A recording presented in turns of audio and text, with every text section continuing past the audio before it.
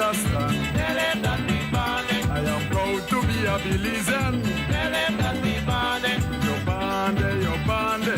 Tell him that we bonded. Yo bande, yo bande.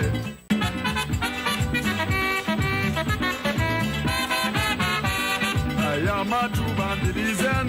Tell him that we bonded. Belize my home, my native land. Tell him that we bonded. I want you people to understand. Tell him that we bonded. I am proud to be a Belizean. Tell him that we bonded. Yo bande, yo bande.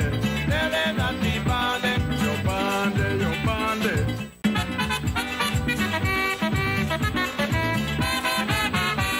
I am a true born Belizean. Tell him that we bonded.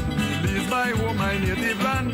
Tell him that we bonded. I want you people to understand. Tell him that we bonded. I am proud to be a Belizean. Tell him that we bonded. Yo bande, yo bande. Tell him that we bonded. Yo bande, yo bande.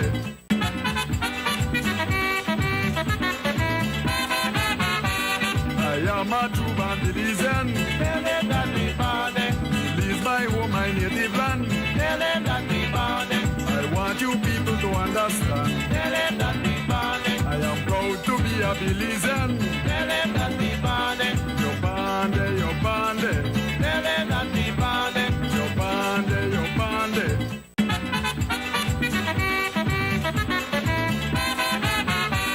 I am a true born Belizean. Tell him that we bonded. Belize my home, my native land. Tell him that we bonded. I want you people to understand. Tell him that we bonded. I am proud to be a Belizean. Tell him that we bonded. Yo bande, yo bande. Tell him that we bonded. Yo bande, yo bande.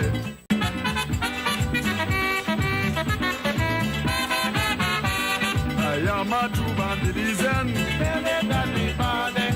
Belize my home, my native.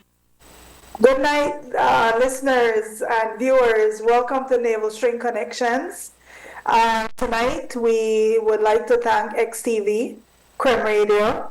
Tonight, it's an all-woman team. We have Chrissy, that is our technician tonight.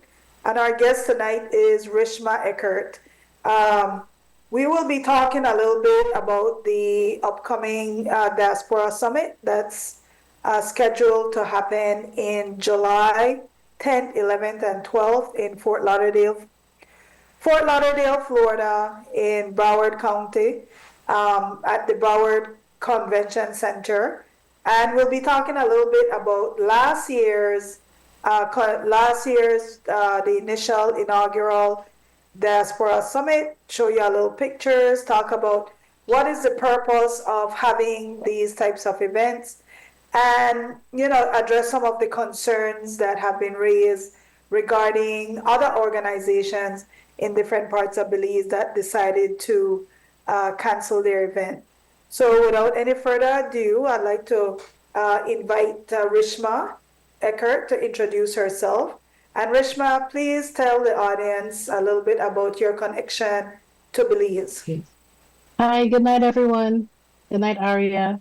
Good night, XTV, everyone else who's listening. My name is Rishma Eckert. My maiden name is Sukmandan. I've lived in Belize since I was 6 years old. My family, except for my little sister, we were born in Guyana. So like I said, we moved to Belize when I was 6. So all through to college, I lived in Belize. I went to St. Joseph, SCA, SJJC. And my connection to Belize is that we were naturalized Belizeans, I think when I was about 8 or 9. So I am Belizean, I'm Guyanese, and I'm Belizean. And I claim Belize a lot because it's where I grew up. That's the culture that I grew up in. And it's the place that I called home, and I still call home, because I, with the chamber and with different other business ventures, have been back and forth to Belize ever since I started working professionally. And I live now in Florida, and I practice business law, corporate law. I'm a practicing attorney, and I try to do a lot of other ventures that involve Belize, because I really do believe in giving back to a country that gave my family so much. That's how I see it. And I enjoy doing work in Belize as well. And I know it's not, I know you're a complete separate entity, but for people who don't know who Rishma is, her father used to be the DPP at one point in Belize. And Mr. Suknandan was also a practicing attorney in Belize. So I know it was asked what your tie was to Belize, so we just wanted to To make that clarify, tie very clear that you are fully Belizean. And you absolutely. are involved with the Belize American Chamber of Commerce. Mm, You are also involved with the planning, and you are one of the organizers of the inaugural Belize Diaspora Summit. So let's talk about the summit sure. last year, which I'm also a member and part of that organization.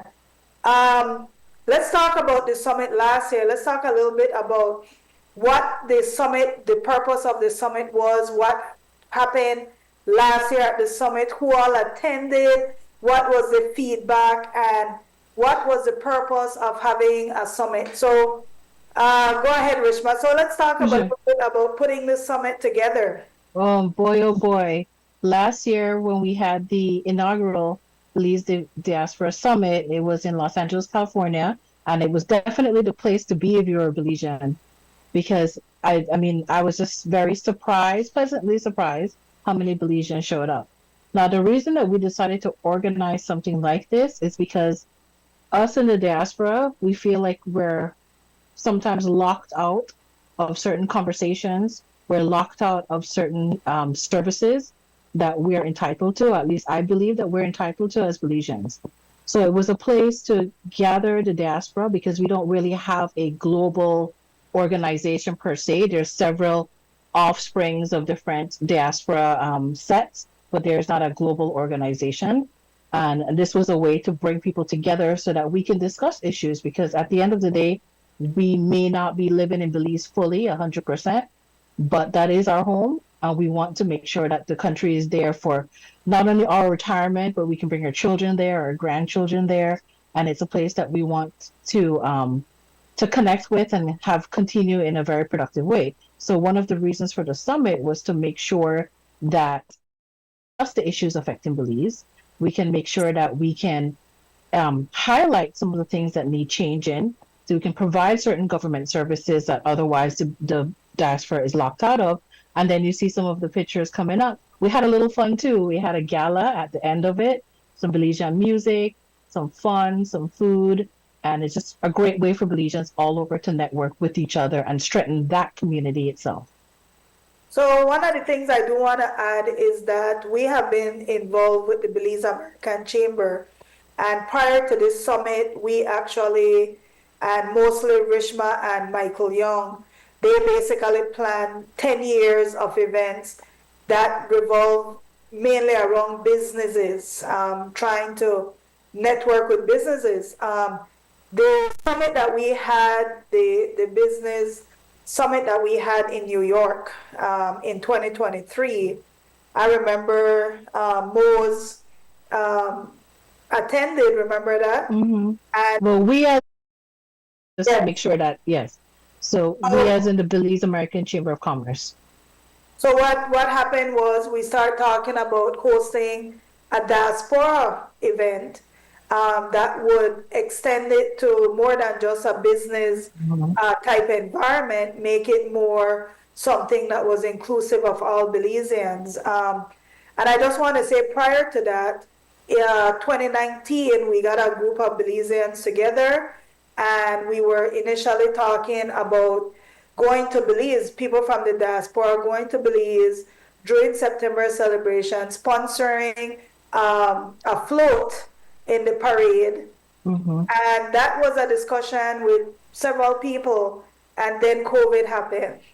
And Mhm. COVID, as you could see, shut down the world and it kind of shut down some of these planning. But before that, just to give a little historical value, you had people like Bert Tucker, you had different groups that involved Bilal, and you had groups that involved Mr. Fairweather. It goes all the way back to Mr. Ling.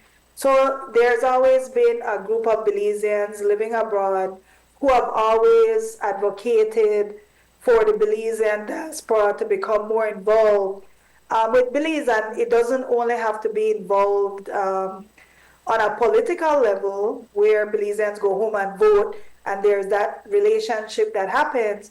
But I remember Minister Mala attended one of our events, and he informed us that when they reviewed the statistics, 10% of GDP was contributed to the Belizean diaspora. And they're only looking at, I think at that point, they're looking at just remittances. They're not Right. even looking at the property taxes that are being paid. They're not looking at the barrels and barrels of things that are being donated and sent to Belize. They're not looking at the maybe some certain services that are being provided. So if you look at it just on the financial level, that's still a lot just on the remittances. But there's just so much contribution coming from the diaspora. Employment. There's a lot of Belizeans abroad who are employing Belizeans at home, manage their property to look after their parents, Exactly. to do different things. But then we also don't account for the Belizeans who send cash home, family members that is not even reported as a part of remittances. So the Belizean diaspora is intimately tied to Belize. And homeland in Belize. If you visit most states where you find amount of Belizeans, what you'll find is there's a group of Belizeans organizing that have an event that's very cultural, very Belize oriented, celebrating the holidays that's happening in Belize, introducing their children to the Belize culture, the food, the giving back, like during September, just before school open, you see dozens of give back. Rishma and I actually met today with the University of South Florida, just giving that heads up, because there's a lot of Belizeans who went to the University of South Florida. And they said on their alumni list, they have only identified less than 100. Yeah. But we had to tell them there's a lot of Belizeans that go to USF, my son and Rishma's youngest sister, that don't identify. USF would never pick them up as an international student because they didn't enter as an international student. They entered as either a citizen or they entered as a resident within the US, so it's a different reporting. And it's all these different dynamics that exist in the diaspora. So Rishma, tell us what happened last year what all services were offered at the Belize Diaspora Summit 2024. So the way that we did it, we broke it down into a 3-day summit. So on the first day, the main focus was the panel discussions that we had. So for all of the day, we had several panels, speakers, moderators that talked about different things. So I believe the first panel was talking about the history and the evolution of the diaspora. The second panel, I believe it was sports, and Moses, the one that moderated the sports one. We talked about youth. We talked about the way moving forward and how we can better connect Belizeans at home with the diaspora. So the entire day, the focus was on the panel discussions. Now, while that was happening, we simultaneously had a business showcase room where we invited Belizean businesses to offer services and display their businesses to the attendees of the Diaspora Summit. Simultaneously with that, we had a lands clinic with the, you have to tell me what the department is, the Ministry of Natural Resources. Right. I always get them mixed up. And then we also had an immigration clinic with the Ministry of Immigration. And what else did we have simultaneously with that? Well, it was a business showcase where the immigration clinic, the land clinic, and the panel discussions. And panel discussions. Right. So that was the first day. Very packed first day, well attended, very interesting conversations coming out of that. And the one thing that struck me, and I think I had said it too when we were talking about it at the summit, is that the unity that Belizeans have and the pride. And I'll never forget the story that I don't remember the gentleman's name, but He had the 13-year-old son who raced with the Belizean flag some awards. And if I remember correctly from his story, he talked about the fact that I don't think his son wasn't born in Belize, but his Myers, son, right. What was his first name again? Tell me. Greg. Was Greg Myers, right. So his son put the Belize flag on him and won several different athletic competitions. I believe it was racing or something like that. And it just goes to show that even when you are not born in Belize, and maybe you haven't lived there for a long time, that pride still remains with you. And that's one of the things that really caught me and like had a hold on me for that first day of the panel discussions, and how passionate Belizeans can be about the subjects that we talk about, right? And the things that make a difference. The people who talk about sports, they live and breathe it. The people who talked about the youth panel was my younger sister RT and Destiny Wagner, and we had Kalila Hyde, who was the moderator, and just the way that they spoke about Belize, and these are young people coming up, and they were just as passionate as some of us older folks, and yes, I put myself as an older folk, talking about how we want to improve Belize. To me, that just really struck me, that the unity and the passion that everyone had for the country. The second day, we focused on right, so business. It was a business focused day. The Belize American Chamber of Commerce had a investment forum earlier that morning. There was a sort of meet and greet afterwards, and then what did we do Friday afternoon? There was the investment forum. So the Prime Minister was there, and we did meet and greet. The Prime Minister actually came in, and he met a lot of the Belizeans who were there. He reviewed, but he went and he introduced himself to all the businesses. A lot of people got personal, up close, not relationship, but the opportunity to talk to the To PM. display, exactly, to talk about their businesses with the PM. What did we do in that afternoon? I really can't remember at this It was the point. meet and greet. They had the, Okay. yeah, And while that's happening, again, Friday, while that was happening, we had the land clinic, immigration clinic. These things were happening all 3 days. On Saturday, we wanted to end with a bang, and we had a gala, and we had but the clinics continue too. the clinics continued, During the day. and we had I think it's Caribbean Connections. I can't remember the name. This is only last year. Connections, and it has Donkey Man. And then we had the display, the song also by the guy Smith that did. Yes, he had Dukunaman. Yes. So Dukunaman.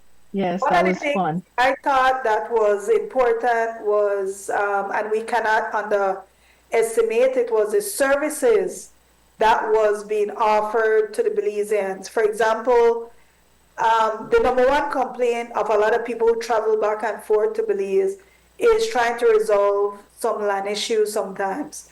They're not there long enough, and sometimes they don't have the time to wait. I will say Lands Department came in last year, Ministry of Natural Resources. They brought their team. They were able, it was one of the most popular clinics. Some people walked out, in fact, some people skipped out of that event because they were very happy that they were finally able to resolve some issues that they were waiting for years. We had a guy that came all the way from Mississippi.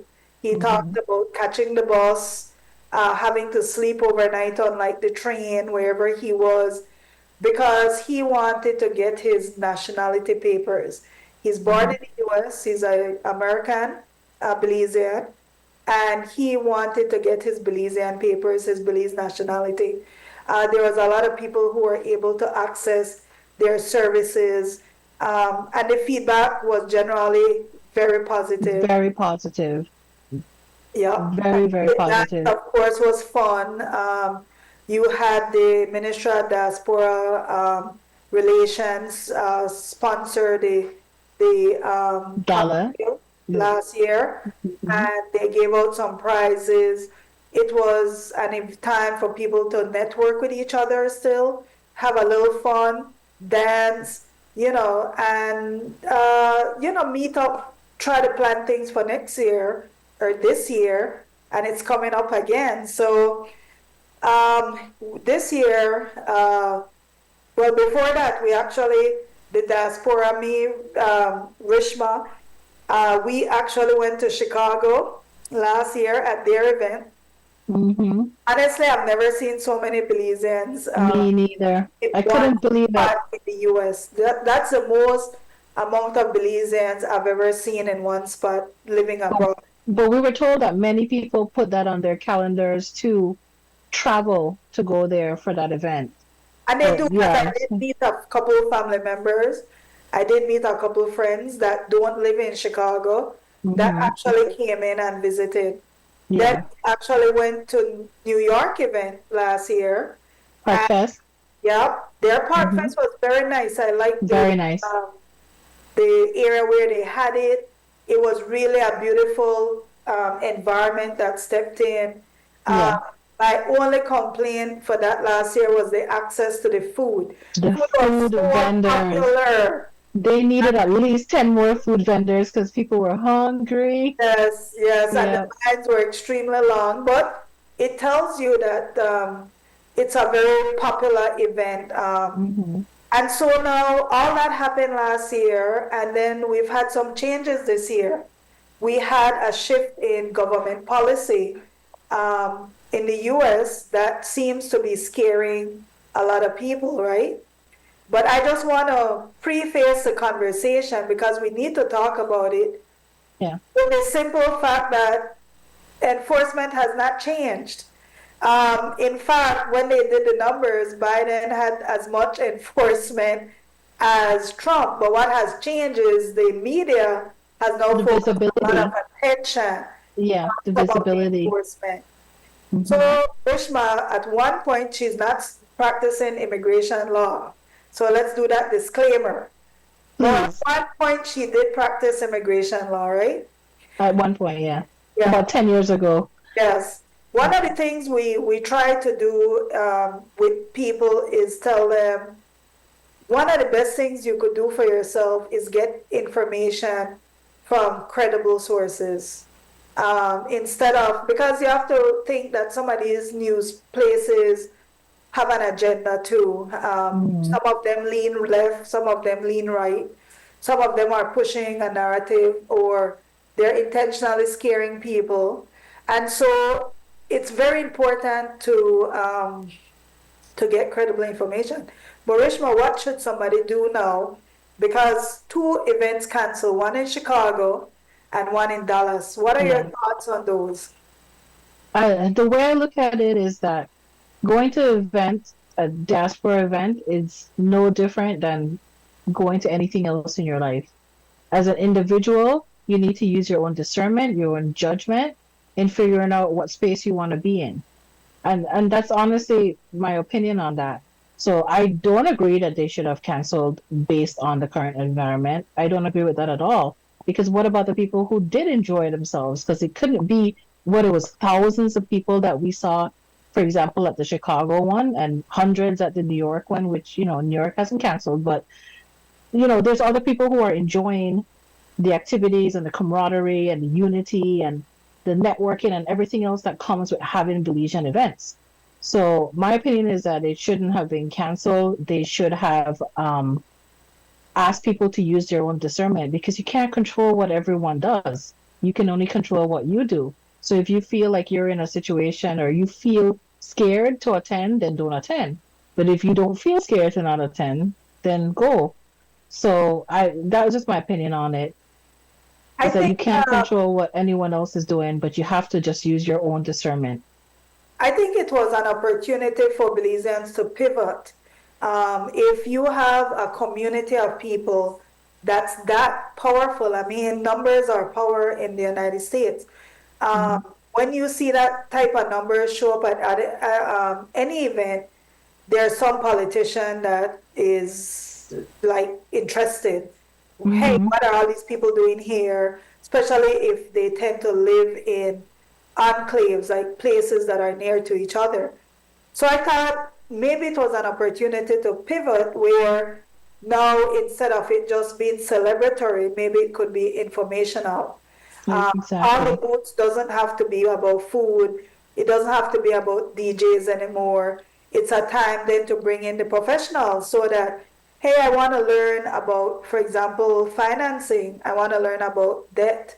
I want to learn about immigration. I want to learn about Or like education, we talk all the time about counselor services. consular life. You have a consulate in that state. What can the council do for you? What can they recommend? What services do they provide? These are the things. And last year when we went, I met the counselor, and she seems great, right? So this is an opportunity for people to ask the hard questions. And more importantly, too, I look at it as like fear will thrive when there's isolation and separation, when you don't have access to the services, when you're living in your house in fear. It thrives. But if you're together and you see that community, and it might not just be talking to the consulate or another booth, but you might meet a friend who's been in a similar situation. You don't feel so alone. You don't feel scared. You have your community back. And those are all the things that these diaspora events provide for us. It makes us feel like, we're not alone. Like, how many other Caribbean nations are still having their events? In fact, Florida Tampa is having one next week. I mean, Exactly. we And I know criticism is going to be Belize is such a small place and whatnot. But my argument to that is that's why we should be having these events, because we are a small country, and sometimes we get sucked into like the general Caribbean events, or like the Jamaican events, or the Trini events, or we get sucked into those sort of celebrations. But yeah, we should definitely have our own so that we can feel the community for ourselves. And like I said, I haven't seen any other Caribbean country canceling their events because they understand the importance of community. I will add to that even within the Belizean diaspora, we have attorneys, we have doctors, we have accountants, we have business owners, we have Mm-hmm. professionals, and that's a great time. For example, I think the narrative with Belizeans sometimes, and I've heard it, is man, when things rough on ignore them, Belizean because and get thrown in a trouble and this like that. And I think some people, and I say this at a university level, I see couple parents tell their children that when they're coming up to university, and that is like the worst thing you can tell your The isolation again, right? I think the better advice would be just stay away from troublemakers, maybe, yeah, regardless if they're Belizean or any other ethnicity. right? But yeah, the isolation doesn't get you anywhere. And for many of us, let me speak for myself because I can't speak for anyone else.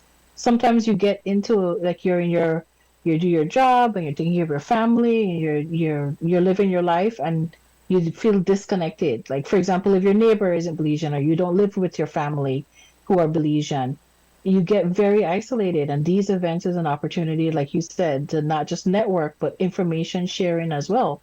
Getting information from the sources. If your consulate is there, and I keep saying consulate because I know a lot of countries, they always tell you whenever you get in trouble, call your embassy, call your consulate, and see how they can help you. So this is an opportunity to have those resources available instead of just not having anything. I always give this example when I was going to USF. There was a few Belizeans that really helped me navigate USF, Mm-hmm. uh, from registration to knowing which offices to go to for any queries, to even getting a scholarship. I got a scholarship from USF, got in-state tuition based on people giving me that information who were Belizeans. Um, and then I remember years later, son's coach, my son's coach wife, she worked at USF and she came to me and she's like, Aria, what's up with all these Belizeans paying all this money for USF? Don't they know about the services that exist? I'm like, what Belizeans? What are you talking about? And 3 Belizeans name who were almost completed with USF that family paid out of state too. Not even out of Wow. state, international, Rates. which is Wow. significantly higher than in-state tuition. And when I say significantly, Yeah. in 4 or 5 times the amount of in-state tuition. And I was like, but there's this scholarship that's available to Yep. people who are from Latin America and the Caribbean. But when you get to these universities, they're dynamic. You are taught, USF, for example, has 40,000 students. So USF cannot do that personal hand Counseling or yeah, like that you see at mhm. SJC or one of those smaller places. So what they do, you get a lot of resources through links, through reading, but most importantly, you get a lot of resources through networking and knowing people who's been there before that can Yeah. help guide you. And so I basically was like, wow. So the amount of money they paid for one semester, they could have paid for their The entire whole thing. education. Yep. And that's for a simple thing of not networking. And your parents telling you, make sure when you get there, don't mess wrong with any belief. But you have to understand the environment.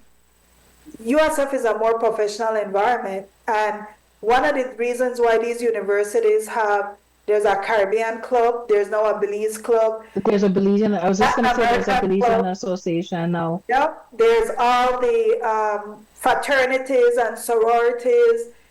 That's so that kids are not in an environment where they feel isolated. They Hmm. create these clubs so that people can network, find each other, and build from that. And that is what the United States thrives on, networking.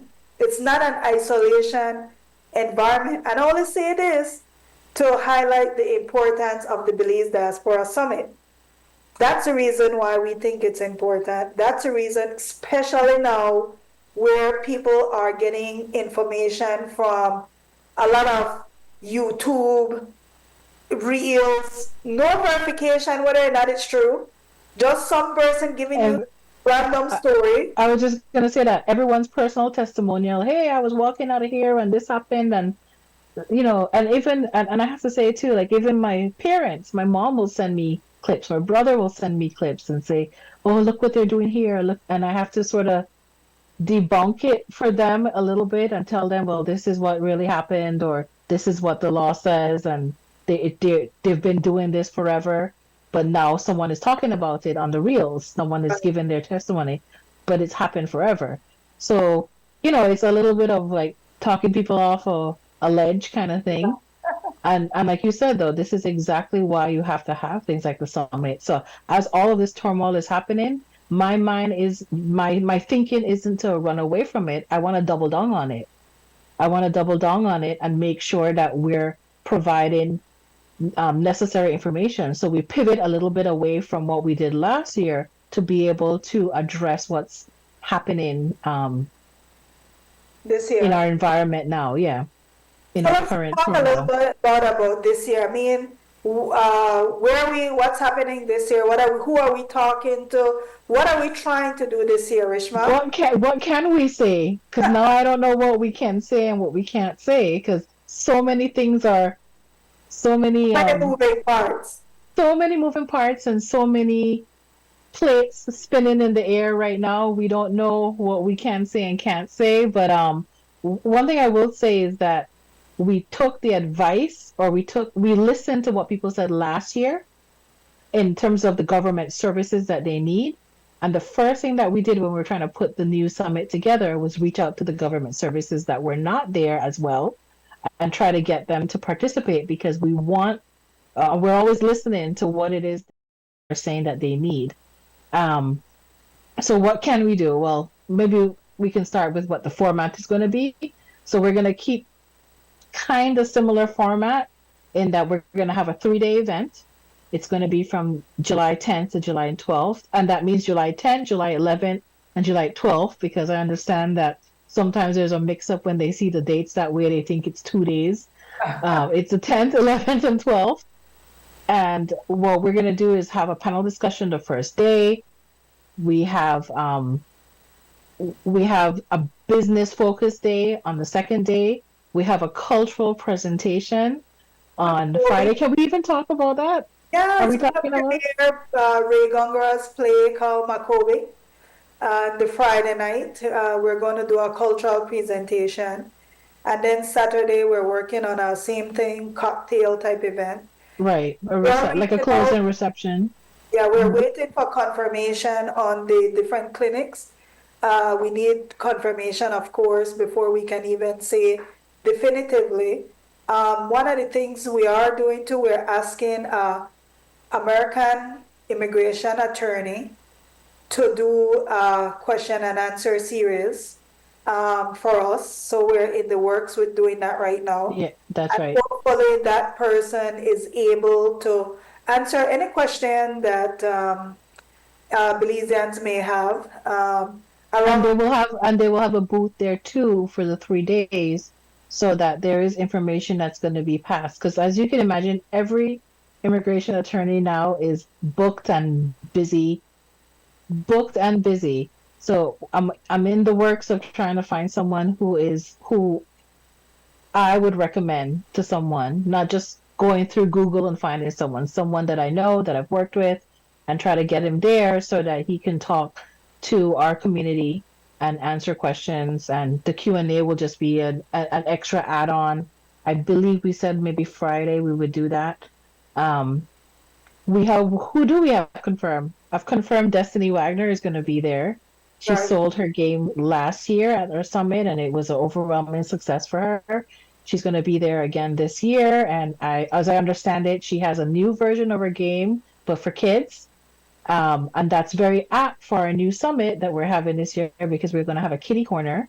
Because one of the criticisms or improvements that we could have made for last year is that for those who brought their children, there wasn't really much to do because honestly, we weren't really thinking about the children last year. We were thinking about trying to provide certain services and having very serious discussions about Belize. So we weren't really thinking about the children that showed up. So this year, we want to have a kitty corner that has very Belize centric. It's coloring, map of the map, flag, maybe some of the national symbols, and just having information that the kids can learn from and just activities that they can do. So the game will probably work really well with the kitty corner. What else do we have What is confirmed? important is some of the panel discussions that we will be doing this year. This year, we want to focus on healthcare. I think that's a big issue because we have a lot of uh, donations that's requested from the Belize diaspora that deals with healthcare. And so we have Patricia Lord, the Lords that have agreed to be part of the panelists. And we have other panelists. We have Verlene that's working on the different panels.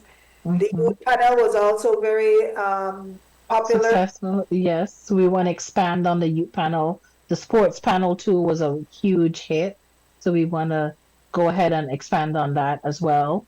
Um, I think we, definitely we need to be talking about how the Belizean. I think there has to be at this one we have to have ask, and we have to have deliverables and progression so that it's not just that we're talking about it. I think one of the visions for Berlin, I wish I had invited her to, is that yeah, she wants to leave people at the end of the panel with a to-do list and something that they can walk away from and work on during the year. And then next year, we see what the progression of that is. I think that's a very important I part of agree. any type of discussion, or if you're going to be building a group of people who are trying to get services for the diaspora and make that important connection.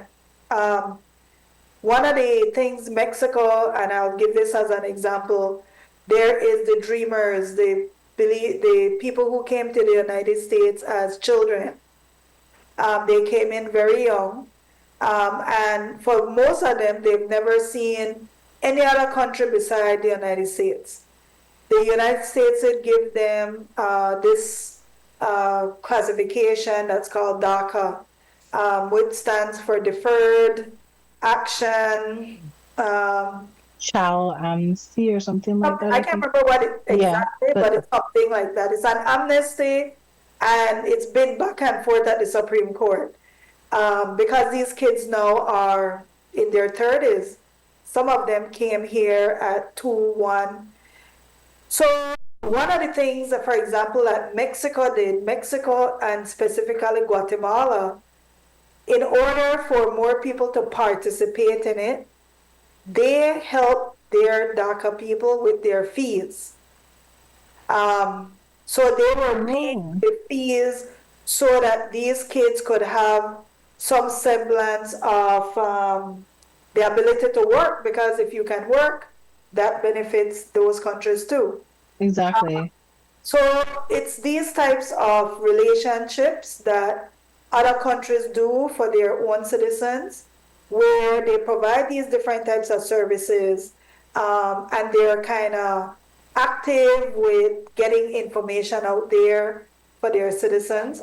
And so that's the whole idea of the summit also, where we want to create a space and place where Belizeans can come and learn, give ideas, teach Belizeans about their environment, and likewise vice versa. But also when it comes to the business communities, which I think Yeah. is major, because businesses run the economy. So this year we have some businesses that have confirmed that they are coming. Mhm. We've And so, invited many. yeah, We've invited several. right. And there's always this waiting period, and that's where we're in right now. But yeah, I think that it's very important that we support our Belizean community as well.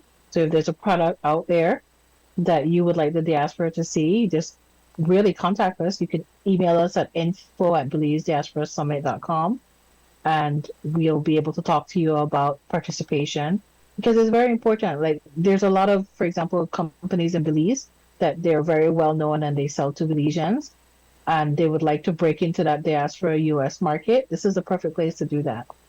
If you're already a Belizean American company and you sell your product and you want to be more in that Belizean space, this is the summit in which to do that, because it's a gathering of Belizeans. And so you already, in my mind, you already have that automatic support and camaraderie because you're Belizean too. One of the things I will say too is that Belizeans really support Belizean products. They Mhm. really do.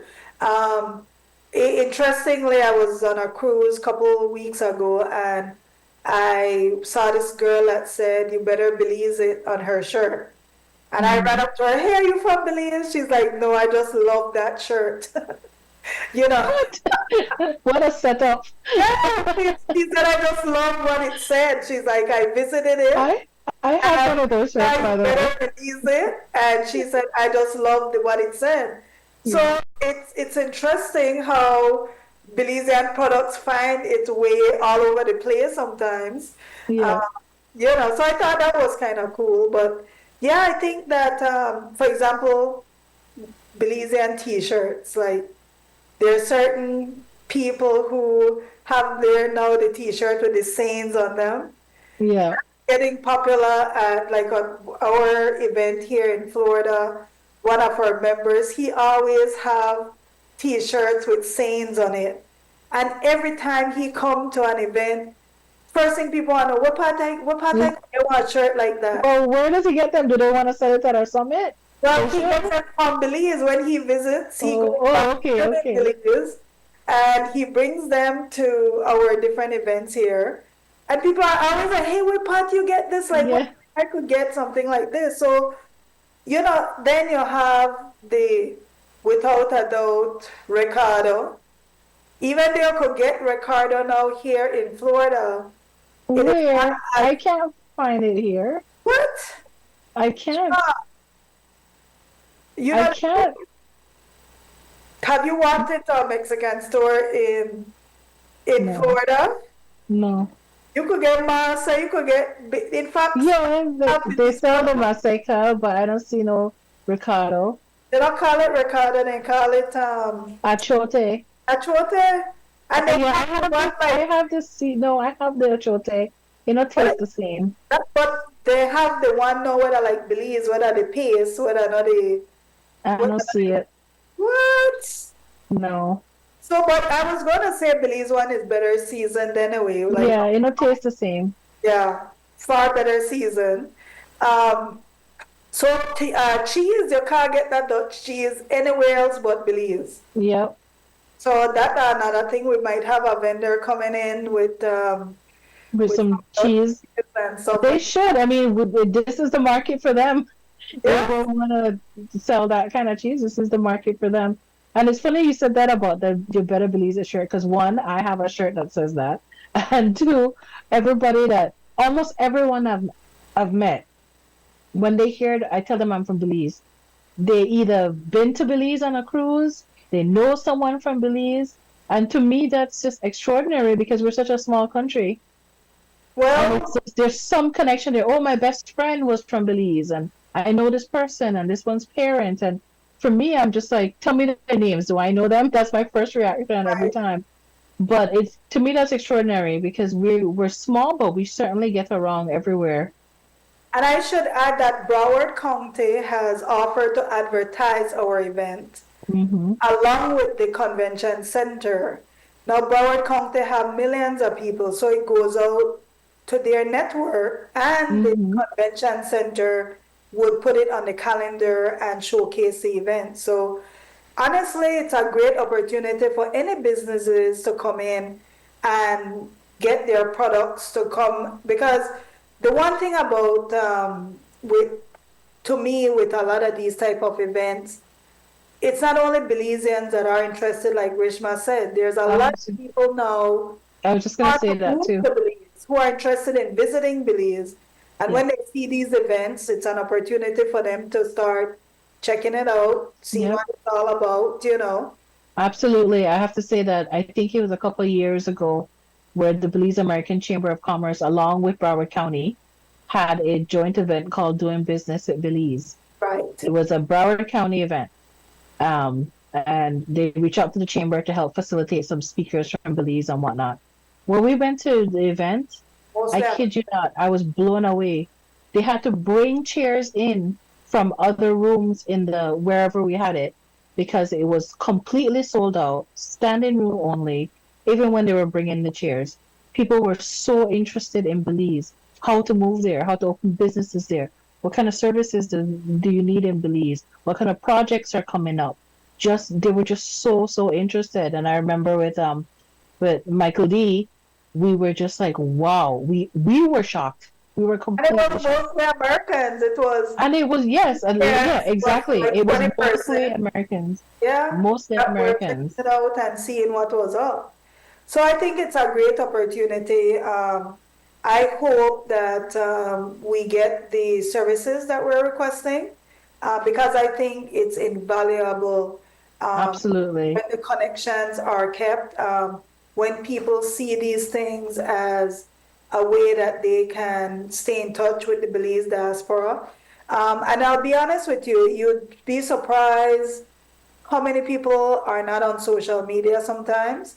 And so when these events take place, and people share it within their family networks, when they show up, it's a great opportunity for people to learn about how they can access certain services in Belize. Exactly.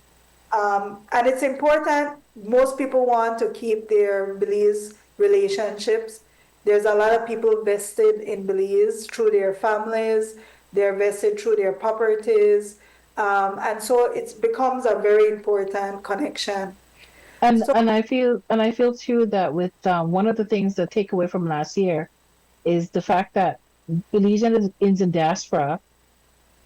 I know we get a lot of criticisms that we're disconnected from Belize, but I feel like we're the ones who really advocate for a lot of change. You know, save and except for the protesting that's happening in Belize right now. I'm very proud of them for doing that. But I feel like the diaspora, we're so interested in having a change happen And we are wanting to kind of galvanize all of that support and come up with something concrete for us. So the more showing that there is, the better it's going to be for us to be able to sort of move the needle towards what we want. And do we talk about here what we want or no? No, go ahead. Like, what do we Yeah. want? So like last year, one of the things we're asking for is voting rights for the diaspora. That was a big, huge issue in one of the panel discussions.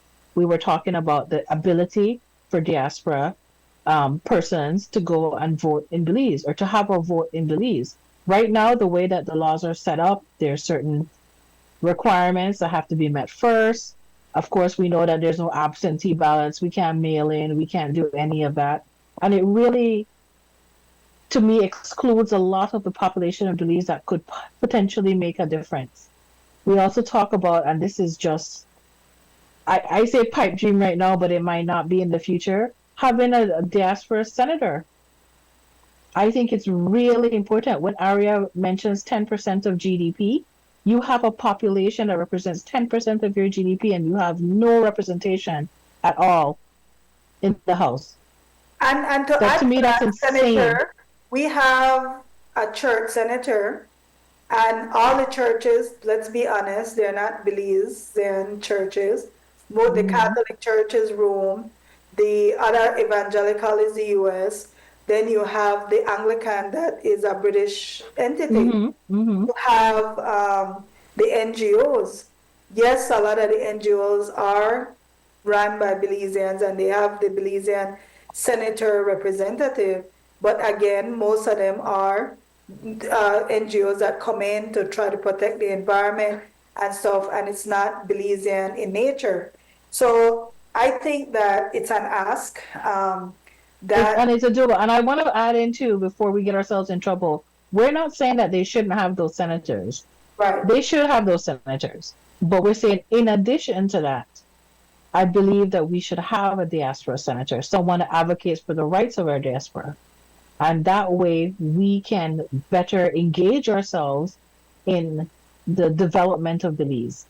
That is what we want to see. Everyone wants to see the country improve. Everyone wants to see corruption gone. Everyone wants to see a better Belize that we can go and retire and take our kids and grandkids. And, that's the future that we see for ourselves, an improvement in the country and a development in the country. So my pie in the sky ask is we really need to get ourselves a senator and someone to have a say in the House and not just having to have these summits every year, which I don't mind that we do, but it's equally important that we have a say where it really matters and having that seat at the table. I will say that last year the government did appoint advisory board of professionals, I think within the scientific field. I know Dr. Arnold was part of that appointment. And I will say that the government, even though A committee to do what, sorry, as it's part like of the House? it's like a scientific community. I have to actually look and see what their mandate is, but it was the members from the Belize diaspora and members from Belize. It was Okay. like an advisory group. Um, and then the Belize diaspora was included in at least giving feedback with the constitutional issues. Reform. Yeah, I remember that. However, I think that more could have been done. There's a significant population of Belizeans. And as policy changes in the US, you might end up with a lot of people who you might have that reverse drain start happening. You have a lot of people that might say, Belize is starting to do better. Belizeans are starting to thrive. Um, I might just decide to go home versus Yeah. dealing with this environment, of uncertainty, racism, different things that people don't want to deal with their everyday life. So I think that the inclusion in at least giving our feedback in the constitutional was major. I think these steps eventually are important and it leads to bigger steps. Because as Rishma said, when people leave Belize, everybody doesn't leave to go live in AC. I always laugh when people use that AC thing as if Belize doesn't have AC. Right. You know, but I think that what is important is that one of the things Philip Golson didn't see, or people like Bert Tucker or Edward Lang, one of the things they didn't see was Belize people are, without a geography, we're all still Belizeans. Belize is not only about the country Yeah. geographically Belize. When you're Belizean, it's a culture. When you're Belizean, it's about how we interact with each other. It's about Christmas and rompopo, rice and beans and panades and tamales and everything else in the mix. It's about Saturday shopping. It's about how we decorate. It's a Everything. cultural thing. Like it's cultural. It's not just geographical. And once Right. we recognize our diversity and like we should be inclusive because I don't think anybody, you can't tell no Belizean no matter where they stand that they're not Belizean. It doesn't, the one thing I will always say, whoever created the nationality identity for Belizeans, the Belizeans abroad definitely held on to it. Yeah. You know, when you And go, I always say this too, because we get a lot of criticism, and I say, you know how easy it would be to move to another country and just completely immerse yourself in that new culture that you live and work and raise children and sometimes marry into. You know how easy it would be to just step away and assume the identity of the place you live. But that's not the case that I see in many Belizeans. They live in other countries, but my goodness, are they Belizean? When last yeah, we got home, when last you make rice and beans, it's always that culture that stays with them. And to me, that's a testament to the diaspora. That's a testament to them that you hold on to it even when it's sometimes easier to just give it up. not only that, their spouses that are non-Belizean, Oh, my incorporate, honorable one husband right now. right? You become incorporated into the Belize culture. It's Hmm. like my husband told me he's gonna start a drinking game and see how drunk he'll get every time I mention Belize. Please. Yeah, he's like, I've never met a bunch of people. That's what he said. I've That never love that country met a bunch so. of people that love Yep. this more than you guys. You know what I mean? Yep. But Well, it's because that just goes to show that we're holding on to that culture and that camaraderie that is so important to anyone's even personal identity. It's important. And I have to also say, since I have a platform to say it, I'm going to say it. And I've said this to you personally, but now I'm going to say it on the air.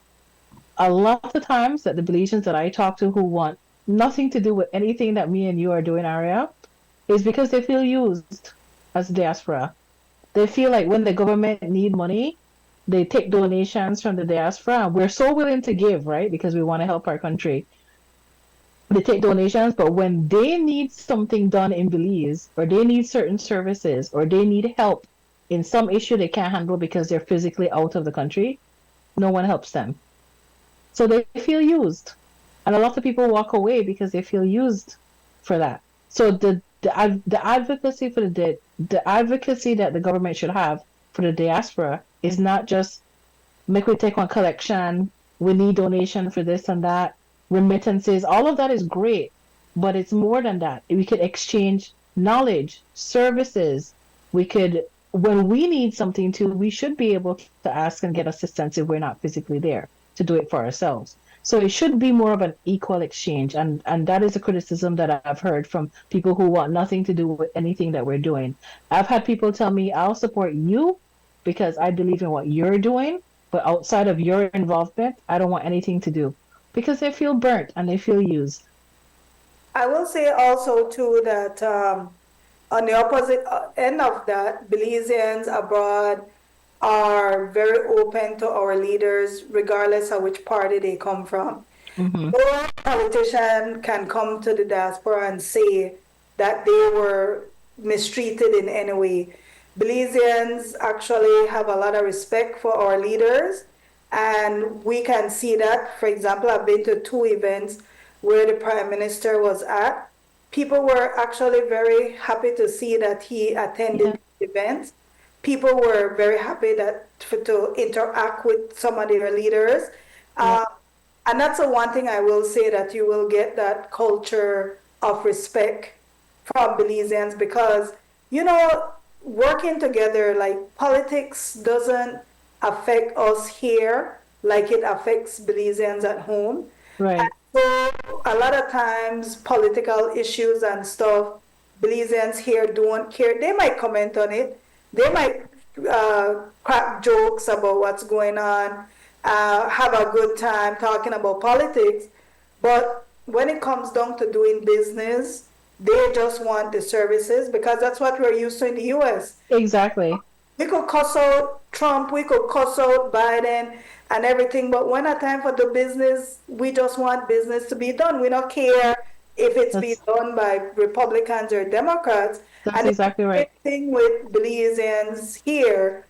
When we see our leaders, we are happy that they have taken initiatives to be inclusive, because that's really what people want. And I think California specifically, because the California community and the New York community has been very progressive in those ways.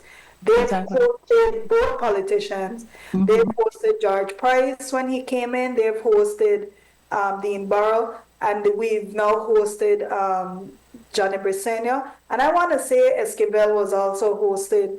I don't recall Side Moose, I don't know, but they might have. I wish Bilal was here, because Bilal does have a lot of deep history with the Right. diaspora.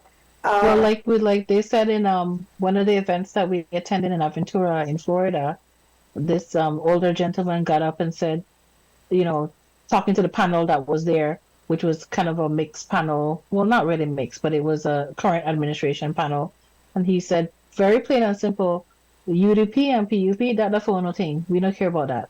We care about, and then he started talking about his land issue and his immigration issue and all the other issues that he had. That for no thing. We care less about that and more about the grouping of the diaspora rights. yeah. And with that, we're going to take a quick break. And when we come back, we'll just talk a little bit about the history, different things that some of the Belizeans have done, because they deserve the recognition. And hopefully, we'll have more information for you next week, because we're having some meetings next week, some big meetings. And so after next week, you'll be getting definitely all the different things that would be happening here in the Belize Diaspora Summit.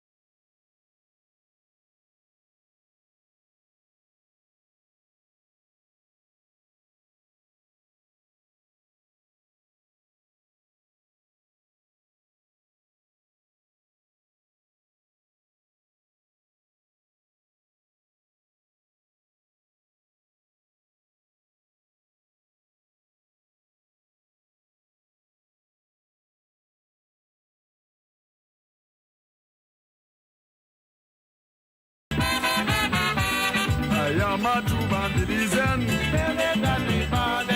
Belize my home, my native land. So welcome back to Naval String Connections. We have like half an hour more to go. And tonight I'm with Rishma Eckert, Rishma Suknandan Eckert, who is deeply tied to Belize, okay? Rishma didn't even visit Ghana. Rishma got to Belize when she left on vacation. Exactly. So, with that being said, we're back talking about the Belize Diaspora Summit, and then just to kind of go through the reasons why it is important to have a summit like this. You know, right now there's a lot of uncertainty. We talked about that. Some people feel like they don't want to be harassed. And to me, in that time, uncertainty means we need unity. When you're uncertain, as Rishma has identified, isolation can be worse. Going to a summit is no different than going to church, going to school, driving your car. Any of those things can have the same effect. So I just want that. It's an opportunity for the Belizean diaspora to build that bridge. We're in the process of laying the bricks, but we need to build a bridge where the relationship is seamless. There's a lot of countries in the world that have been very active with their diaspora. Yeah. Ireland is one. China, believe it or not, China has the largest diaspora in the world, along with the United States of America. The United States have one of the biggest diaspora in the world, and the United States offers services throughout the world to their diaspora. They offer voting for their diaspora. If no matter where in the world, if there's a U.S. embassy, you can actually vote at the embassy for your elections in the U.S. So this idea is not strange.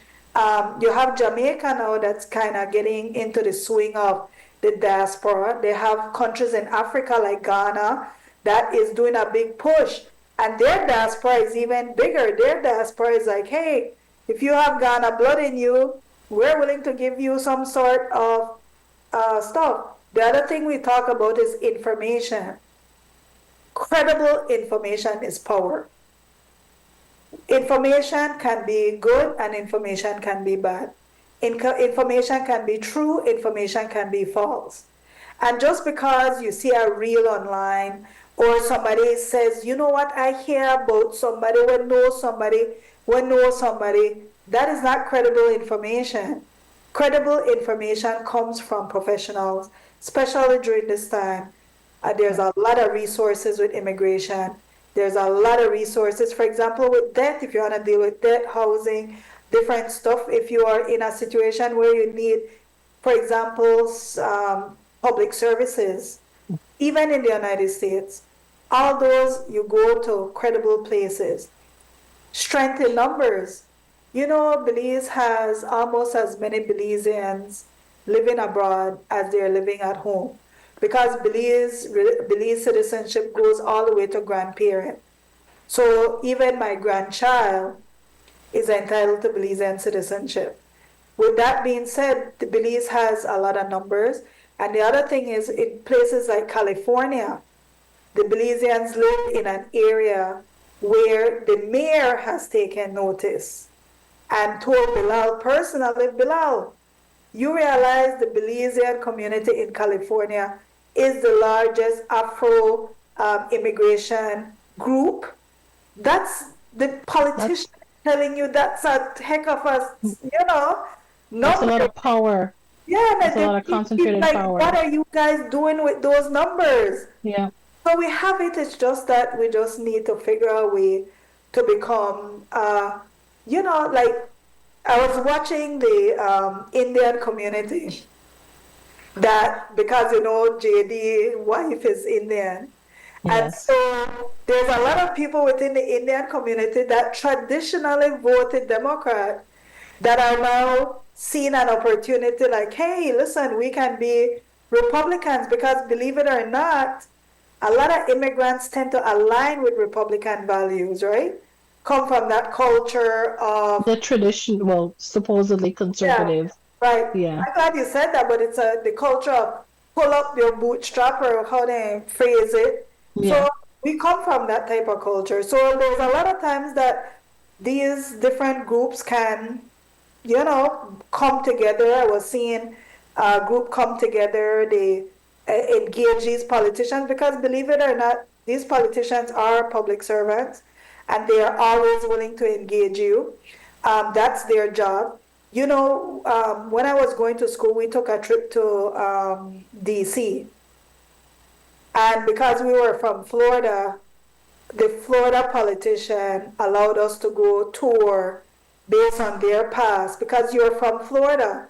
And so you were able to tour the capital, do a lot of different things because that's how it works. It's about getting to know people, networking, and that's one of the things I've always loved about the Belize American Chamber, FYI, is that somebody like Michael Young saw Michael an D. Young, opportunity. Michael D. Young, he likes Yeah, to make the distinction. Yeah. right. He saw a lot of opportunity because he understood the concept of networking, Mm-hmm. concept of building bridges, the concept of getting your business here, they bring their business there.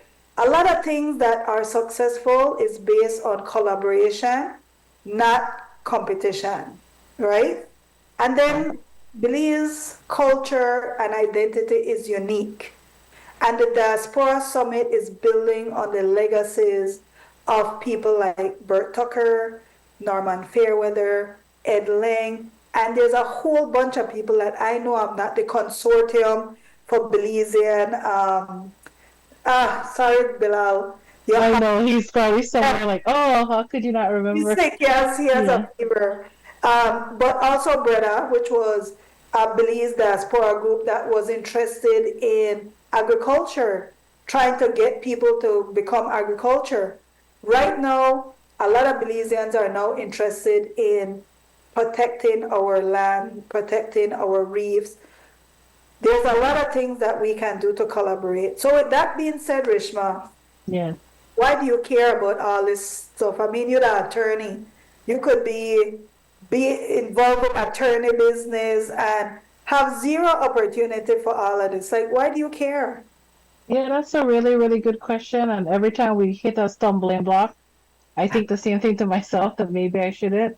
But I mean, at the end of the day, like you said before, like I said before, when my family moved to Belize and my dad started as a public servant, it really shaped an identity, that Belizean identity that you talk about, with our whole family. And I feel like it was a country where I felt back in the day, eons ago, felt very free, felt like I could embrace any opportunity I had. I felt really welcomed, even though I moved to Belize and couldn't speak a word of Creole and had a hard time adjusting. But I did, and it was a very mixed society. It was welcoming. I, our family was able to really thrive in it, and I was really able to thrive in it, as well as my siblings. So I feel like that was a situation that I saw with many of my friends. Like we were just playing along together. We raised together. It didn't matter where you came from, who you were, what you look like.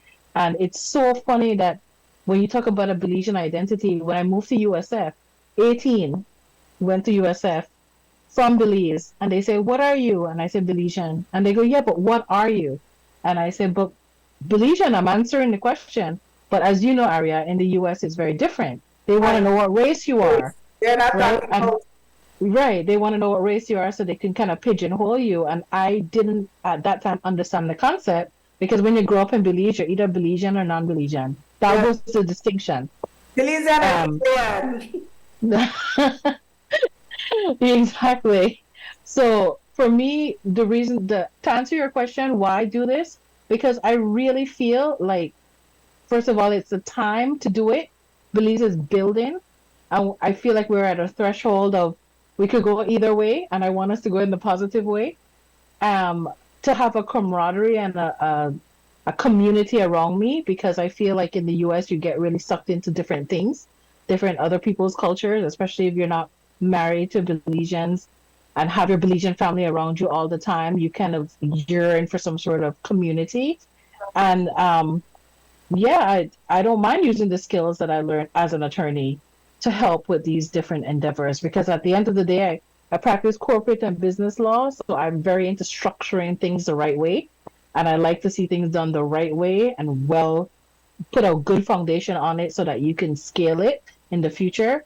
So those are the skill sets that I don't mind lending to the different endeavors that we have in Belize. So before we did the summit, like you mentioned, I'm on the board of the Belize American Chamber of Commerce. So that at the time and still now fits really, really well with what I do as a business because it was like I enjoyed it talking about business, talking about having that collaboration, figuring out how people can work together.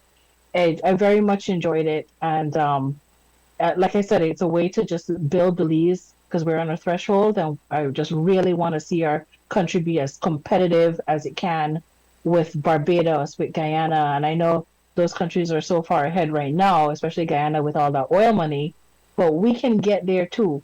We just have to be able to be structured correctly and put together certain deals that are correct, and that's how I look at it.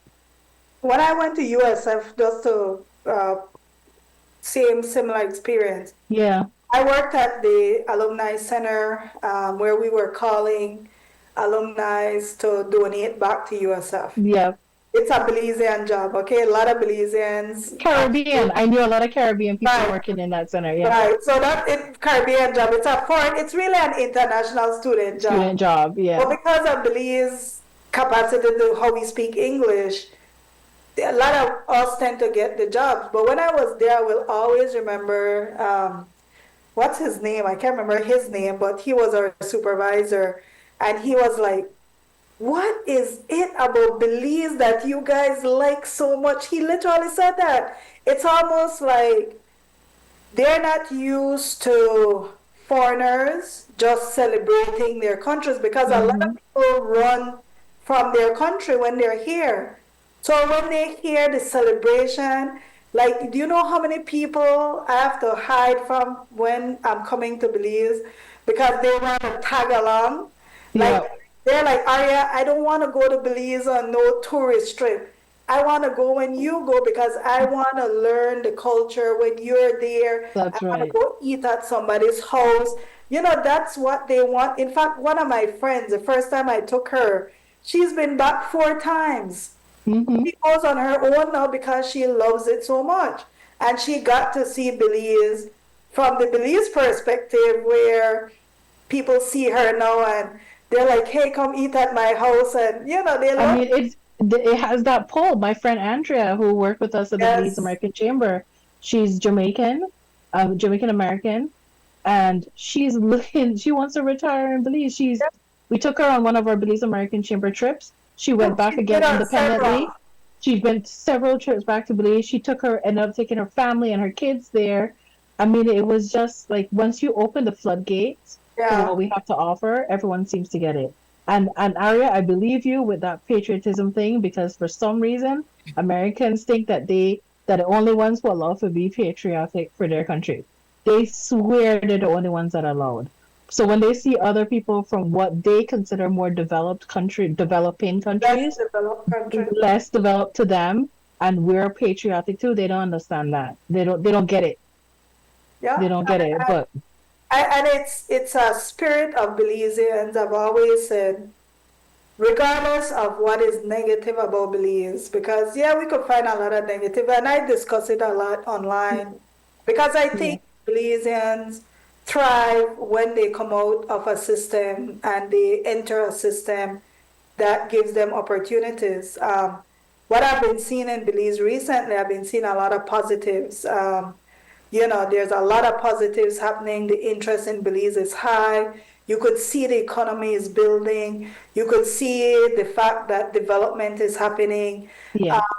And that's great. That's absolutely great. And I think that any visionary will see their people as their best assets. Because ultimately, I always think about Singapore. I always compare Belize to Singapore because Ay, ay, ay. Singapore is a first world country, but Singapore is similar to Belize.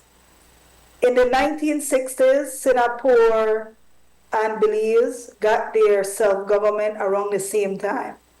Singapore was a third world country, and China claimed Singapore the same way Guatemala is claiming us. Mhm.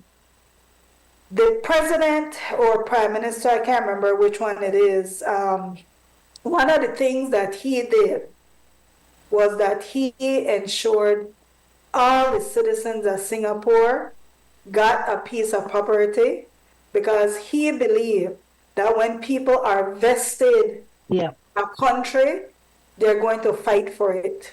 Yeah. It's a simple concept that I always tell Belizeans, invest in a Belize because say that America decide for kick you out because we get one super dictator and everybody give our permission for the way you want. Don't put that out there. Worst, Okay. or whatever. The worst case scenario happens. When you go back to Belize, you have something where you probably cannot access in the US. You know how much it costs for access things here? Even ownership of property. It's very taxing and it costs a lot of money. So if you are thinking about retiring 10 years from now, you should be start thinking about investing today. And it's Yeah. not, we're already invested with giving back. If a hurricane happened, we're invested in giving back. If somebody is sick, we're invested in giving that Right. stuff. Right now, we have Belizeans like the Lords who are contributing millions of dollars to Millions upon the millions. medical Yeah. system. Yeah. You have people like Dr. Hyde, Ron Hyde. He's a specialist in kidneys. He goes to Belize and he does specialist care in Belize. And those are just the people I know. Yeah, like Dr. Albert Williams, he would go Yes, back to Belize and do financial literacy courses just out of his contribution of giving back. I mean, yeah, we can tell stories on and on and on we have about Vanessa people. that does she's a nurse and they do the diabetes, which is something that affects us. Yeah. So these are just, to me, within my own sphere of knowledge. You multiply that by organizations in, like, for example, Florida has 3 known active organizations. You have the Belize Association of Central Florida, you got the Belize Association of South Florida, you have the Chamber, then you go to New York, they have the diabetes group, Louisiana have an association, Las Vegas have an association, Dallas have an association, Association. Yeah. Houston have one, Chicago have one, California has one. And that is because there are smaller organizations in Canada, Switzerland, England, I think, has one too, right? Taiwan. Yeah. You have the student groups that are in Barbados. Then, and that's your diaspora. And those are different. Oh, I forgot Australia recently. Australia, yeah. Australia have a Belize Association. Never thought Belizeans made it all the way to Australia, but Do you understand here. that power, that power to pull all their knowledge base for your citizens? And all their organizations are connected to their families at home. They are so connected, the network. I mean, I just feel like we are a set of people that were well educated, right? Even though I have some issue with colonial education, but But they're specialists in their own we're well field to me. structured in our Yeah. education system, right? And so even in Belize, like I always tell people, if you want to hear some good conversation in Belize, ride on a bus. And then make some craziness that happen on the bus, and you start to hear the elders start to talk about things. You want to understand how well educated Belizeans are. Like you cannot look at a Belizean and think that you could judge their knowledge set, right? And that's what I love about Belize, to be honest. You could meet somebody on the street who could have the most high level conversation with you. Yeah, I was going to say the depth of the understanding, you might not think that they have that or that you could see it right away. But that's because Belizeans are also, in my opinion, very humble, right? We don't walk around with our labels on us and what we have and don't have until you start talking and then you realize, oh, wait, where Yeah. did you go to school or where did you learn that or who did you, converse with before? And that's one of the things that I always notice, like to throw back to my dad. I remember when I would try to intern with him during the summers, and we would be walking from his office to the courthouse, and a 10-minute walk will take half an hour or more because he would stop and talk to almost every person that he met. And it was just one of those, just watching him and having these in-depth conversations. I 100% agree with you. It was just anyone that he saw on the street, he would stop and he would talk to, and they would have this deep conversation about the happenings of the day. Some, something broke in the news, and they're talking about that, or, it was very interesting to watch. So you're right. You are like Bobelizians. We are worldly too. Like we know Mhm. what's happening on every different level. Even in the United States, like because we're tuned into what's happening in the US a lot of times, that is to me the beauty, the culture of Belizean diaspora and Belizeans at home. There is a connection, and I think any leader that recognizes that would definitely leverage it. That's my opinion. Yeah, and we have to say too that we were very energized to know that this administration has a ministry for diaspora relations. This is the first time that we're having this, and it was very encouraging for us to see that, because for us it looks as if there is that acknowledgement that there is this bigger group to be harnessed in some way. And so I really think that that's a huge stepping stone for where we eventually want to get to. And in my opinion, that should be a seat on the Senate. Well, in the reality is that we all need each other to make things happen. Society-wise, we need for example, to build our country, you need from the street sweepers to the scientists, Yeah, engineers, you need the person who is going to farm and feed the people. exactly. Everyone plays a role. Important role. Important, I, equal role. and I agree with you last year when the administration actually participated. I think Mhm. it was uplifting, and I think a lot of people were uplifted And with the fact hopeful. that they were recognized. Yeah, and very energized, hopeful. Yeah, Um, just felt seen. We felt seen. We yeah. might disagree What on I've certain seen, things. people got services And completed. yes, I mean, yes, So the that services, was of what I've course. seen. I mean, there was people left that place with tangible outcome. Tangible. I mean, I saw Absolutely. they skip out of the place. Yes, I And she said remember. something that like she like, you know how long I made to wait for get this title done. Yeah. She kept out of the place, so um we are anticipating a very great event, and we welcome Belizeans to come check it out. Ask more information. info@BelizeDiasporaSummit.com.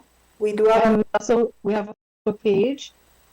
Our Facebook page is Belize Diaspora Summit. And then we have an Instagram page, which is at Belize Diaspora Summit. So we'll be posting flyers, information on our panelists, information on what clinics are going to be available. If you want to be a vendor at the event, great opportunity for you to be a vendor. Please go ahead and email us at info@BelizeDiasporaSummit.com. It's again, we're gathering, we're strengthening numbers. We are going to embrace each other in our community and feel our safety as a community. So thank you, Rishma, for You taking are time welcome. out. I mean, most people can't pay one attorney for an hour for considering. Don't worry, I'm going to send I you my bill. appreciate your time. Who should I send the bill to? You or XTV? Which one? www.neverworry. But thank you so much for your time. You're welcome. Thank you. Thank our producer, who is Noor Mohammed. We always want to thank XTV because they have been the driving force behind pushing the diaspora to Yes. connect with Belizeans. I do want to thank one of our partners in this planning, which is Evan Moshyde. and Verlene Pitts, and the volunteers like Lisa and Kalila and Camilla, Barbara, Simone, Simone, everybody that's in the group. Thank you Barbara. for Yes. for doing this. And Chrissy, in the background, we have all women Women. tonight. The guys are out. Bilal is sick. He has a fever, so he couldn't join us tonight. But thank you, everybody. And please tune in next week for the Naval String Connections, where we try to bring you issues affecting the diaspora. Good night, everyone.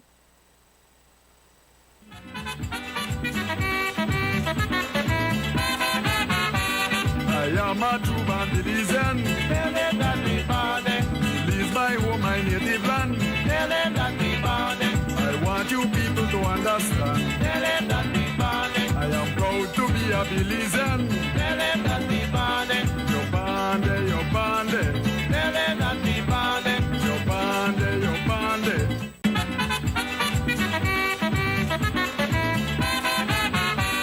I am a true band.